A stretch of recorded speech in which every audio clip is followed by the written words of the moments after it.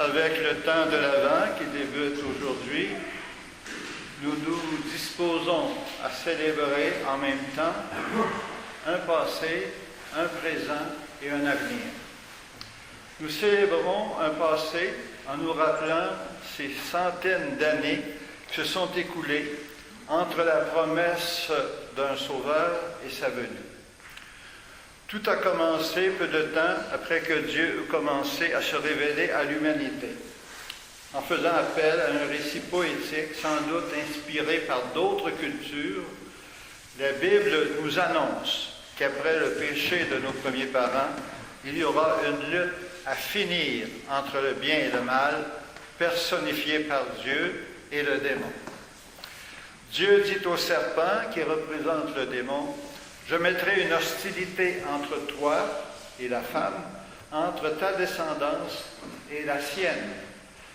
Et sa descendance te meurtrira à la tête et toi tu l'atteindras au talon. » Et c'est ce qui explique que quand vous voyez une statue de la Sainte Vierge comme ici, vous voyez qu'il y a un serpent sous ses pieds qu'elle écrase, qui symbolise le mal. Alors la mère de Dieu écrase le symbole du mal qu'est le serpent. Le prophète Isaïe, qui viendra plus tard, confirmera le projet de Dieu, qui veut se rapprocher de son peuple. Le Seigneur vous donnera lui-même un signe. Et voici que la jeune femme est enceinte et enfante un fils. Elle lui donnera le nom d'Emmanuel, qui veut dire Dieu avec nous. C'est cette longue attente dont nous allons nous rappeler tout au long de ces 4 semaines de l'Avent, qui se terminera avec le rappel de la naissance du Dieu avec nous à Noël. Une longue attente dans la foi de la venue du Sauveur. Un jour, l'heure est venue de donner un signe de la présence de Dieu au cœur de notre monde. Et c'est pourquoi le temps de l'Avent nous invite à célébrer un présent. Car nous sommes les heureux descendants, les heureux bénéficiaires de la réalisation de la promesse qu'est la présence de Dieu avec nous depuis 2000 ans. Aujourd'hui, l'heure est venue pour nous de donner un signe de sa présence à ceux et celles qui ne sont pas encore parvenus à vraiment le reconnaître. Et c'est ainsi que j'interprète le thème de l'Avent de cette année, qui apparaît devant l'autel. L'heure est venue, donne un signe.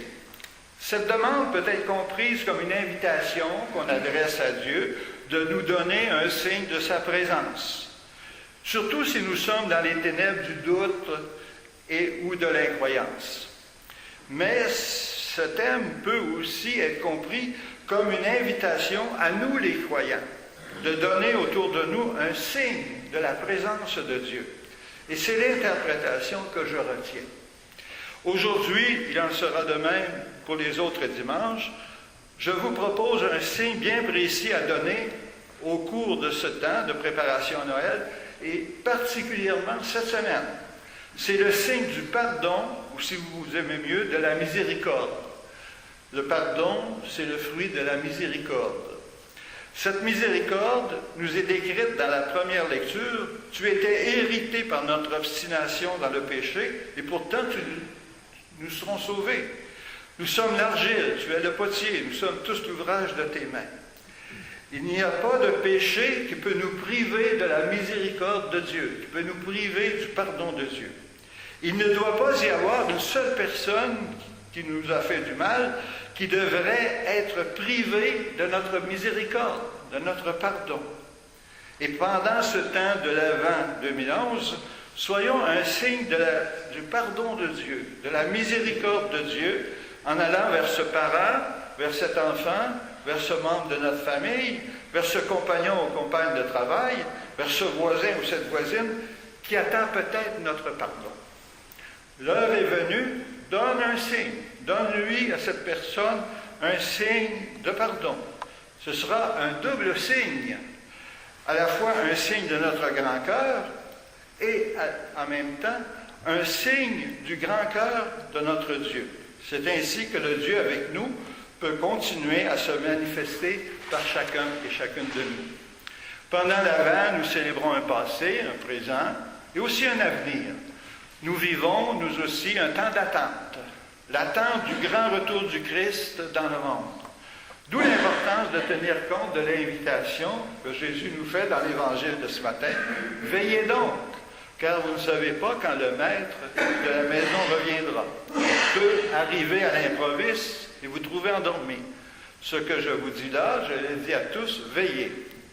En nous inspirant de ces modèles qui ont su espérer contre toute espérance pendant des siècles la venue du Sauveur, vivons la réalisation de la promesse en témoignant de la miséricorde de Dieu qui nous veut tous avec lui au jour du grand retour pour célébrer un Noël sans fin. Amen. Amen.